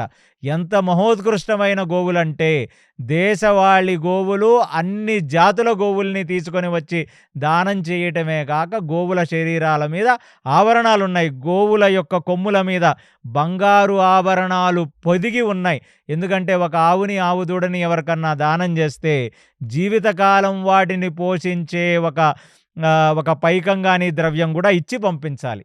అలాగా ఇలాంటి గొప్ప గోదానాలు జరిగాయి. ఇక గోదానాలు జరిగిన తర్వాత అక్కడి నుంచి వాళ్ళ రథం మొదలయ్యింది. ఇక ఎప్పుడైతే రథాలు మొదలయ్యాయో వెనక నుంచి జనకుడు కంటెమ్మట నీళ్లు పెట్టుకొని చూస్తున్నాడో ఆ సమయంలో ఎక్కడ లేని దుశ్శకునములన్నీ కనపడ్డాయి. ఎక్కడ లేని దుశ్శకునములంటే విపరీతమైన నక్కల కూత, చాలా గాలి దుమ్ము వచ్చి అక్కడ ప్రాంగణంలో కట్టిన తోరణాలు అవి ఎగిరిపోయాయి. అక్కడ నుంచి కొన్ని జంతువులు, క్రూర మృగాలు వాళ్ళ ముందే పరిగెత్తుకుంటూ వెళ్ళాయి. గాలి మొత్తం తిరుగుతూ ఆకాశమంతా దుమ్మెక్కింది. ఎక్కడ లేని దుర్శకుణములన్నీ కూడా వచ్చినట్లుగా మనకు వాల్మీకి రామాయణం చెప్తుంది. ఇక ఒక్కసారిగా దశరథుడికి భయమేసింది.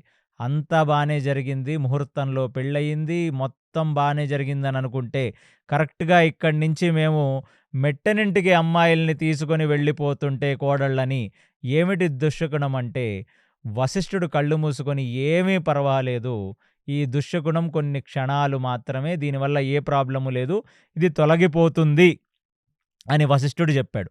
ఇక దశరథుడు కూడా అది ఒక్కసారిగా కొంచెం గాలివాన దుమ్ము తగ్గిన మరుక్షణం ఇక వాళ్ళు స్టార్ట్ అవ్వాలని రథాల మీద నుంచి కిందకు దిగిన వాళ్ళు మళ్ళీ రథాలలోకి ఎక్కుదాం అని అనుకుంటున్న తరుణంలో ఎక్కడ లేని తేజస్సుతో ఒక బ్రాహ్మణుడు ఒక చేత గండ్రగొడ్డలిని, ఇంకొక చేత విష్ణుధనస్సుని పట్టుకొని ఆ జటాజూటం మొత్తం ఎగురుతుండగా, ఆయన యొక్క మీసం గడ్డం వెనక్కి ఎగురుతుండగా, కళ్ళల్లోంచి ఒక తేజస్సు వస్తుండగా పరిగెత్తుకుంటూ వచ్చి ఒక ఉరుము పడ్డట్టుగా ఆ దశరథుడు ముందు ఆయన నిలిచిపోయాడంట. అంటే ప్రకటించాడు. ఆయన ఒక లైట్నింగ్ స్పీడ్‌లో వచ్చి ఆయన ముందు నిలబడిపోయాడు.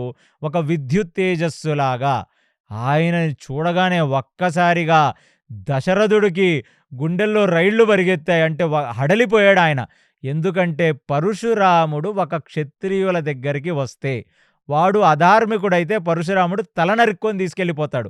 అలాంటి పరశురాముడు 21 సార్లు భూభ్రమణం చేసి అసురులుగా బ్రతుకుతున్న రాజులు, ధర్మనిరతి లేని రాజులను చంపేశాడు ఆయన.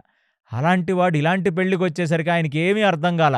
ఎందుకంటే ఇతకు పూర్వం కూడా దశరథుడి దగ్గరికి వచ్చాడు పరశురాముడు. కానీ దశరథుడు ఆయన సాష్టాంగ నమస్కారం చేస్తే దశరథుడిలో పుణ్యం ఉంది, దశరథుడిలో ధర్మం ఉందని చెప్పి పరశురాముడు ఏమీ చెయ్యకుండా వెళ్ళిపోయాడు. అలాగే జనకుడి దగ్గరికి వచ్చాడు. సాక్షాత్తు శివధనుస్సునే ఆయన దగ్గర పెట్టి వెళ్ళినవాడు. కాబట్టి క్రూరమైన రాజులను సంహరిస్తాడు తప్ప సాత్వికమైన రాజులను, ధర్మప్రభువులను ఆయన శిక్షించడు. కానీ ఖచ్చితంగా ఇలాంటి టైంలో ఎందుకొచ్చాడు? పిల్లలంతా చిన్నపిల్లలు. అంటే మీకు పెళ్ళిళ్ళైన వాళ్ళు పెద్దవాళ్ళు అయి ఉండొచ్చు. కానీ వాళ్ళు పెళ్ళిళ్ళు చేసుకుంది ఇవాళలాగా 35 సంవత్సరాలకు కాదు కదా, 16, 17 ఏళ్లకు వాళ్ళందరూ పెళ్ళిళ్ళు చేసుకున్నారు. వైకౌమార దశలో పెళ్ళిళ్ళు చేసుకున్నారంటే లేట్ టీన్స్‌లో లేదా మిడ్ టీన్స్‌లో. కాబట్టి అమ్మో! రామచంద్రమూర్తిని చూడటానికి వచ్చాడా పరశురాముడు? లేకపోతే ఎవరిని చూడటానికి వచ్చాడు? అమ్మో! ఈ క్షత్రియ తేజస్సులంటే పరశురాముడికి పడదు. కాబట్టి ఇప్పుడు రామచంద్రమూర్తికి నేను చెప్పలేదు. పరశురాముడు లాంటి వాడు వస్తాడు, ఎలా మాట్లాడాలి, ఎలా మెసులుకోవాలో నేను ఇంకా చెప్పలేదు అని భయపడుతున్నాడంట దశరథుడు. రామచంద్రమూర్తి మాత్రం సీతా సమేతంగా చాలా నెమ్మదిగా, చాలా ప్రశాంతంగా వచ్చిన తేజోవంతుడైన పరశురాముడిని చూస్తున్నాడు. జనకుడు కూడా భయం లేకుండా పరశురాముడిని చూస్తున్నాడు. ఎందుకంటే జనకుడికి శివధనుస్సు ఇచ్చిందే పరశురాముడు. కానీ దశరథుడు మాత్రం భయపడ్డాడట. భయపడి ఒక్కసారిగా సాష్టాంగ నమస్కారం చేసి పరశురాముడికి ప్రదక్షిణ చేసి అర్ఘ్యపాద్యాదులిచ్చి పరశురాముడు కాళ్ళు గడిగి చేతులు గడిగి పరశురాముడికి చేజొడ్చి నమస్కరించి నిలిచిపోయాడు. నిలిచిపోగానే అసలు దశరథుడిని చూడని పరశురాముడు ఒక నిమిషం ఆశీసులని చెప్పాడో మరి లేకపోతే ఒక ఐమూలగా చూశాడో దశరథుణ్ణి, రామచంద్రమూర్తి యొక్క కళ్ళల్లో చూసి, అంత గొప్పవాడివా నువ్వు, శివధనస్సుని విరచగలిగినంత గొప్పవాడివా నువ్వు, రామా అయితే ఒక పని చెయ్యి. ఈ చేత ఉన్నది విష్ణుచాపం అంటే విష్ణుధనస్సు. ఈ విష్ణుధనస్సుని నువ్వు ఎక్కిపెట్టి బాణమేయి చూద్దాం అని మాట్లాడాడు పరశురాముడు. ఒక క్షణం ఇక్కడ మాటిమాటికి ఒక విషయం జరుగుతుంది. రావణుడు మనుష్యులు వీళ్ళు నన్నేమి చెయ్యగలరు అన్నాడు. జనకుడు ఎందరో రాజులొచ్చారు శివధనుస్సుని ఎక్కుపెట్టడానికి ప్రయత్నించారు. మనుషుల వల్లవుతుందా? 5,000 మంది ఈడ్చుకొస్తే తప్ప తీసుకురాలేరు ఈ శివధనస్సుని అని మనుష్యుల వల్ల కాదులే అని చులకన చేశాడు. ఇక్కడ పరశురాముడు నువ్వు శివధనస్సుని విరిచే అంత గొప్పవాడివా? అయితే ఈ విష్ణుధనస్సుని పట్టుకో. అంటే ఇక్కడ మళ్ళీ పరశురాముడేమిటంటే మానవ జన్మగా వచ్చిన వాళ్ళని ఆ త్రైతాయుగ చివరాఖరి క్షణాల్లో ఎవరూ లెక్క చేయట్లా.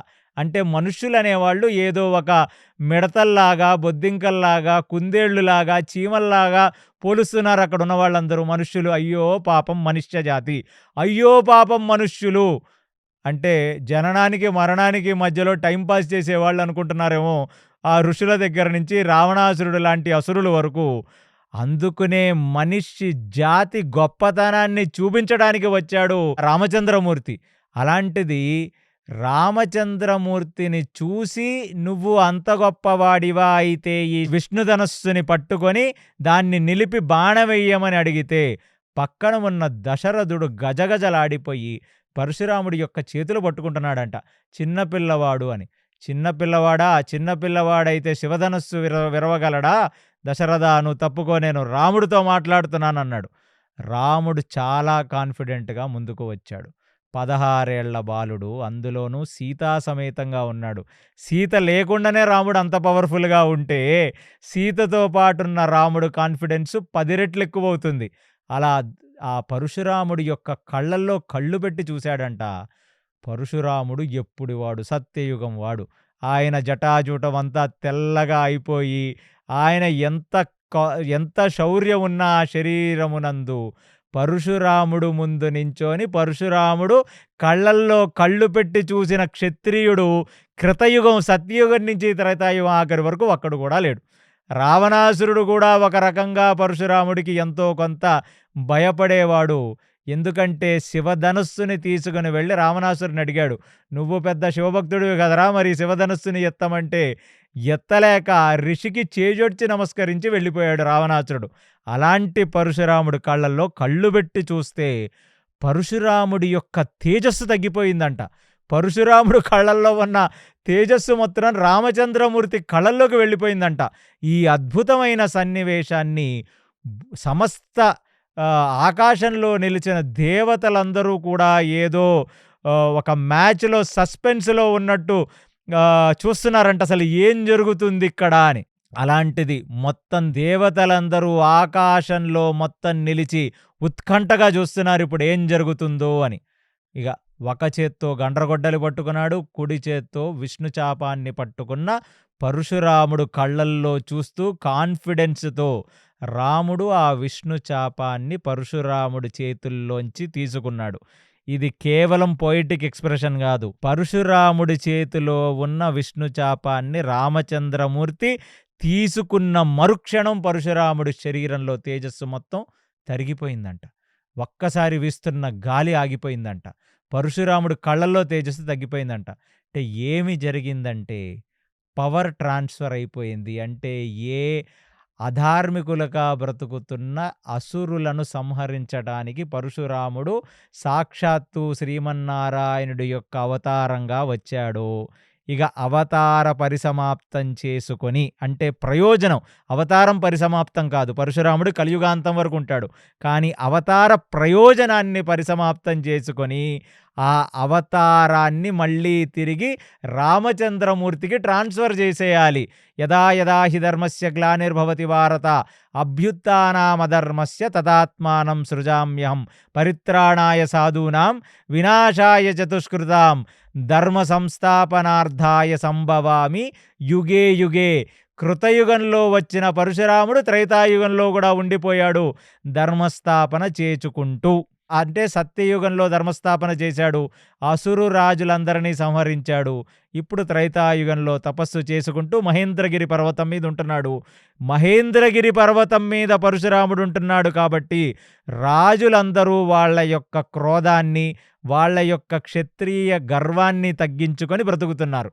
అలాంటిది ఇక అవతార ప్రయోజనం అయిపోయింది. అలాంటి ఒక క్షత్రియ కులతిలకంగా రామచంద్రమూర్తే వచ్చేశాడు. ఇక నుంచి రాముడు చూచుకుంటాడు. ఈ భూభార హరణాన్ని రాముడు చూచుకుంటాడు. ఆ ధర్మ సంస్థాపన రాముడు చూచుకుంటాడు. పరిత్రాణాయ సాధూనాం రాముడు చూచుకుంటాడు. వినాశాయ చతుష్కృతం రాముడు చూచుకుంటాడు. అందుకు వచ్చాడు పరశురాముడు తప్ప పరశురాముడికి గర్వం ఎక్కువయ్యి రాముణ్ణి పరీక్షించడానికి రాలా. ఒక నారాయణంశ ఇంకో నారాయణంశ ముందుకు వచ్చి భూమండలానికి చెప్పబోతుంది, ఇక నేను వెళ్ళిపోతున్నాను, ఎందుకంటే అవతార పూర్ణ నరావతారంగా రామచంద్రమూర్తి ఇక్కడున్నాడు అని పవర్ ట్రాన్స్ఫర్. ఇక నేను చెయ్యాల్సిన ప్రయోజనం నేను చేశాను. ఈ త్రేతాయుగంలో ధర్మ సంస్థాపనార్థాయ సంభవామి యుగే యుగే. ఈ యుగానికి రాముడు వచ్చేశాడు. సాక్షాత్తు నారాయణుడే రాముడుగా వచ్చాడు. అందుకే నేను ఇవ్వబోతున్నాననే ఒక సంకేతంగా ఆ విష్ణు చాపాన్ని నారాయణుడికి ఇచ్చినట్లుగా మనకు మధ్వాచార్యులు వారు చెప్తున్నారు. ఇక ఒకసారిగా రామచంద్రమూర్తి దాన్ని తీసుకొని దాన్ని ఎక్కుపెట్టి, అంటే అసలు ఆ ధనస్సుని తన కుడి చేత్తో పట్టుకోవడం అనేది ఒక మనిషి చెయ్యలేని పని. ఎందుకంటే అది సాక్షాత్తు నారాయణుడు యొక్క ధనస్సు. దాని పేరే శారంగం. ఇందాక గతంలో చెప్పాను, శివధనస్సే పినాకం, విష్ణుధనస్సే శారంగం. అలాంటి ఒక శారంగాన్ని రాముడు ఎప్పుడైతే పట్టుకున్నాడో రామ తేజస్సు పెరిగి ఆ కోదండాన్ని చేతిలో పట్టుకున్న రామచంద్రమూర్తిని చూసిన పరశురాముడు కూడా నోరు తెరుచుకొని ఉండిపోయాడంట. ఈ కాన్ఫిడెన్స్ని చూసిన వశిష్ఠుడు, ఈ కాన్ఫిడెన్స్ని చూసిన జనకుడు, ఈ కాన్ఫిడెన్స్ని చూసిన దశరథుడు ముక్కు మీద వేలేసుకొని చూస్తున్నారంట. ఎందుకంటే 16 సంవత్సరాల బాలుడు, గొప్ప గొప్ప క్షత్రియ వీరులు, 72,000 సంవత్సరాలు దశరథుడికి, జనకుడికి 50,000 సంవత్సరాలు ఉన్నాయి. అంత అనుభవజ్ఞులైన రాజులే పరశురాముడు కళ్ళల్లో చూడలేరు. ఇక విష్ణు శాపాన్ని ఒక మనిషి ధరించినట్లుగా, ఒక మనిషి నిలిపినట్లుగా యావత్ పురాణ చరిత్రలో ఎక్కడా జరగల. అలాంటిది ఎవరండి చెప్పారు రామచంద్రమూర్తి పూర్తిగా నరుడుగా బ్రతికాడని? రామచంద్రమూర్తి పూర్తి నారాయణుడిగా బ్రతికాడండి. మొదటి 100 సంవత్సరాలు ఎవరూ చెయ్యలేని పనులన్నీ రామచంద్రమూర్తి చేశాడు. అలాంటిది పరశురాముడు కూడా ఆశ్చర్యపోయి చూస్తుండగా ఒక బాణాన్ని లేపి, అది రామబాణం, ఇది రామధనస్సు అంటే విష్ణుధనస్సు. చెప్పు పరశురామ, ఎక్కడ కొట్టమంటావు? 1, నిన్ను కొట్టేస్తాను, అంటే నీ గమనాన్ని కొట్టేస్తాను, నీ నడకని, నీ తేజస్సుని, అంటే నువ్వు నడుచుకుంటూ ఎలా అయితే ఒక మెరుపు వేగంగా వస్తావో ఆ గమన తేజస్సుని కొట్టేస్తాను. లేదా నువ్వు సంపాదించుకున్న నీ అక్షయ పుణ్య లోకాలను కొట్టేస్తాను. కొట్టడం అనేది కామన్ కదా, ఎందుకంటే ఒకసారి మనం ధనస్సు లేపామంటే టార్గెట్ కొట్టాల్సిందే. రామబాణం అనేది టార్గెట్ మిస్ అవ్వకూడదు. అసలు రామబాణం ఎక్కిన తర్వాత దించడాలు లేవు. కాబట్టి నువ్వు చెప్పు, నువ్వు పవర్ ట్రాన్స్ఫర్కి వచ్చావు సరే, నాకు ఇచ్చేసావు సరే, ఎక్కడ కొట్టమంటావు? అంటే వచ్చిన వాడు సాక్షాత్తు శ్రీమన్నారాయణుడు అన్న సంగతి పరశురాముడికి ముందు నుంచే తెలుసు. ఇలాంటి ఒక సిట్యువేషన్ దేవతలకు, మానవ మాతృలకు చూపించడానికి, కల్పించడానికి వచ్చాడు తప్ప పరశురాముడిలో అహంకారం ఉండదండి. సాక్షాత్తు విష్ణువు యొక్క అంశ, శివుడి యొక్క ఆవేశంతో కలిసి ఉన్న వ్యక్తి పరశురాముడు. అలాంటిది ఆ రామచంద్రమూర్తికి కైజోడ్చి నమస్కరించిన వాడై పరశురాముడు నవ్వుతూ, అక్షయ పుణ్యలోకాలను కొట్టేయి రామా, ఎందుకంటే త్రేతాయుగం స్టార్టింగ్ నుంచి దీర్ఘకాలంగా తపస్సు చేసి తరగనంత పుణ్యంతో ఆ పుణ్యలోకాలను నేను సంపాదించుకున్నాను, కాబట్టి దాన్ని కొట్టేయి అంటే. ఎందుకంటే ఇప్పుడు నా తేజస్సుని కొట్టేస్తే, నా గమన తేజస్సుని కొట్టేస్తే నేను ప్రయాణించలేను. నేను మళ్ళీ తిరిగి మహేంద్రగిరి పర్వతానికి వెళ్ళి నేను తపస్సు చేసుకుంటాను. కాబట్టి నేను సంపాదించిన నా అక్షయ పుణ్యలోకాలను కొట్టివేయవలసినది అని ఆయన కోరాడు. కోరగానే ఆ ధనస్సుని గాలిలో లేపి మొట్టమొదటి రామబాణాన్ని సీత వచ్చేసిన తర్వాత వచ్చిన అక్షయం ఏమిటి, వచ్చిన ఆ సీత వల్ల కలిగిన ప్రయోజనం ఏమిటంటే రాముడి యొక్క తేజస్సు 10 రెట్లు పెరిగింది. అలాంటి కొందరిని పెళ్లి చేసుకున్న తర్వాత ఆ లక్ష్మీ స్వరూపంగా ఆడవాళ్ళు వస్తే భర్త యొక్క తేజస్సు, భర్త యొక్క కీర్తి, యశస్సు పెరుగుతాయి. సీతను పెళ్లి చేసుకున్న మరుక్షణం రామచంద్రమూర్తి యొక్క కీర్తి, రామచంద్రమూర్తి యొక్క తేజస్సు పెరిగాయి. అలా గాల్లో కొట్టేసరికే పరశురాముడు సంపాదించుకున్న అక్షయ పుణ్యలోకాలన్నీ గూడా రామబాణము యొక్క వేడికి, రామబాణము యొక్క తేజస్సుకి అవన్నీ గూడా దగ్ధమైపోయాయి. అది చూచి చేజొడ్చి నమస్కరించిన పరశురాముడు, ఇక సెలవు రామా, నువ్వు నీ తమ్ముళ్ళు అందరూ కూడా పిల్లా పాపలతో సుభిక్షగా ఉండాలి, ధర్మము మళ్ళీ వర్ధిల్లాలి, అసురులందరూ నాశనమైపోవాలి, అధర్మం నశించాలి అని గట్టిగా వాళ్ళని ఆశీర్వదించి అక్కడ నుంచి ఒక్క జంపుతో మిథిలా టు మహేంద్రగిరి, అంటే నేపాల్ టు ఒరిస్సా శ్రీకాకుళం బార్డర్లో ఉందంటారు మహేంద్రగిరి పర్వతం, అక్కడికి వచ్చేశాడు ఆయన. అది చూచిన దశరథుడు, అది చూచిన జనకుడు నిర్ఘాంతపోయారు. ఇవాల్టి వరకు పరశురాముడు ఒక క్షత్రియుడు ముందు నిలబడితే చేతులు కట్టుకొని గజగజ వణికిపోయిన వాళ్లే తప్ప పరశురాముడికి ఎదురు మాట్లాడిన వాళ్ళు ఎవరూ లేరు. ఆ క్షణం యావత్ భూమండలానికి అర్థమైపోయింది రామచంద్రమూర్తి సాక్షాత్ నారాయణుడని. ఎందుకంటే పరశురాముడే నారాయణాంశ, పరశురాముడే స్వయం నారాయణుడు, రుద్రాంశతో వచ్చిన వాడని ఆ రోజు భూలోకం మొత్తం నమ్మింది. అందుకనే పరశురాముడి యొక్క భయంతో ఏ రాజు కూడా అధర్మంగా ప్రవర్తించలేదు. మళ్ళీ ఇక్కడ మీకు ఒక క్వశ్చన్ రావచ్చు, మరి రావణాసురుడు ఎలా అధర్మంగా ప్రవర్తిస్తున్నాడండి అని. రావణాసురుడు ఎప్పుడు కూడా ప్రత్యేకించి మానవులను హింసించినట్లుగా మనకు వాల్మీకి రామాయణం చెప్పట్లా. ఆయనకి మానవులతో సంబంధమే లేదు. ఆయనంతా బాగా హైటెక్ అనమాట. ఆయన పైలోకాల్లో ఉన్న గంధర్వులను, యక్షులను, కిన్నర కింపురుషులను, దేవతలను, మహాజన తపోజన సత్యలోకాల వరకు ఉన్న బ్రహ్మర్షులతో ఆడుకుంటుంటాడు ఆయన. వీళ్ళందరూ వీళ్ళని చిన్నప్పుడే ఆడుకున్నాను నేను మనుషులతో అని మనుషుల జోలికి రాడు. ఆయన కాలధర్మంలోకి, దేవతా స్వధర్మాలలో వేళ్ళు పెట్టి గెలుగుతుంటాడు రావణాసురుడు. అందుకు పరశురాముడు రావణాసురుడిని ఏం చేయలేదు. అంతేగాని ప్రత్యేకించి భూమి మీద అధర్మంగా బ్రతుకుతున్న వ్యక్తి రావణాసురుడు. అంటే భూమి మీద అధర్మం అంటే దేవతలతో అధర్మంగా ప్రవర్తిస్తే సమస్త లోకధర్మం అంతా క్షయమైపోతుంది. ప్లస్ రావణాసురుణ్ణి మళ్ళీ పరశురాముడు ఎందుకేమి చెయ్యలేదు? ధర్మ సంస్థాపనార్థాయ సంభవామి యుగే యుగే. ఎందుకంటే రామచంద్రమూర్తి నరుడుగా రావాలి, రావణాసురుడు అంతు చూడాలి. అదే బ్రహ్మదేవుణ్ణి రావణాసురుడు అడిగిన ఒక వరం. అందుకనే ఋషులు కానీ, మునులు కానీ, తపస్సులు కానీ, మరి పరశురాముడు ఎవరు? మహర్షి, ముని, తపస్వి. కానీ రావలసినది ఎవరు? రామచంద్రమూర్తి పూర్తి నరుడులాగా 12 నెలలు గర్భవాసం చేసి మనిషిలాగా రావాలి. అందుకు రావణాసురుణ్ణి పరశురాముడు ఏం చేయలేదు. బట్ మిగతా వాళ్ళందరూ కూడా పరశురాముడికి గజగజలాడేవాళ్ళు. ఈ దెబ్బతో భూమండలం మొత్తం అసలు తారతమ్యం ఉన్న ఋషులకు, మునులకు అందరికీ భరోసా వచ్చేసింది. అంటే రామచంద్రమూర్తి అవతార ప్రయోజనార్థం, దుష్ట సంహారణార్థం జన్మించాడు. రామచంద్రమూర్తి నారాయణుడే ఈ రామచంద్రమూర్తిగా జన్మించాడు.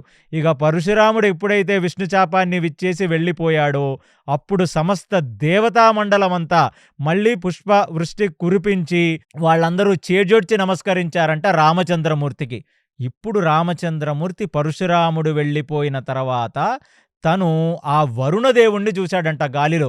అంటే గాలి, దుమ్ము, వర్షం వచ్చింది కదా, రాగానే వరుణదేవుడు ఆయన ముందు సూక్ష్మ రూపంలో ప్రత్యక్షమయ్యి చేజొడ్చి నమస్కరించాడు రామచంద్రమూర్తికి. పార్జన్యుడు, వరుణదేవులిద్దరూ సూక్ష్మ రూపంగా రామచంద్రమూర్తికి కనబడితే విష్ణుచాపాన్ని వరుణదేవుడికి న్యాసపూర్వకంగా ఇచ్చేశాడు.